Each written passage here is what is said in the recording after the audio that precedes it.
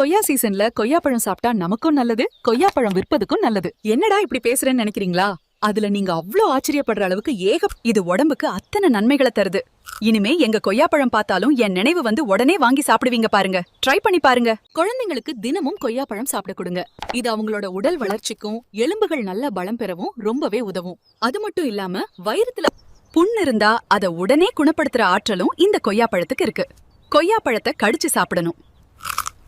கடிச்சு சாப்பிட்டால் பற்களும் ஈறுகளும் வலுவடையும், உடல் சூடு தணியும், மலச்சிக்கல் பிரச்சனை இருக்காது. தினமும் ஒரு பழம் சாப்பிடுங்க. அது மட்டுமல்லாம முகத்துக்கு நல்ல பொலிவை தரும்.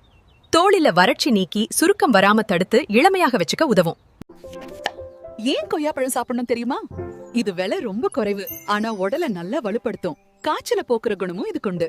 அன்னாசி பழத்தை விட 4 மடங்கு நார்ச்சத்தும், ஆரஞ்சை விட 4 மடங்கு வைட்டமின் சியும் இதுல இருக்கு.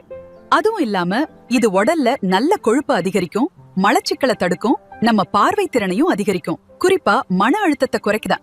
தினமும் ஒரு கொய்யாப்பழம் சாப்பிடுறதுனால உடலுக்கு எவ்வளவு நன்மைகள் கிடைக்கும் தெரியுமா? இது நம்மளோட நோய் எதிர்ப்பு சக்தியை அதிகரிக்கும். என் பதிவும் என் மகனும் உங்களுக்கு பிடிக்கும்னு நினைக்கிறேன். என் சேனலுக்கு சப்ஸ்கிரைப் செய்யுங்க, லைக் அண்ட் ஷேர் செய்யுங்க. உங்க சப்போர்ட்ல தான் என் வளர்ச்சியே.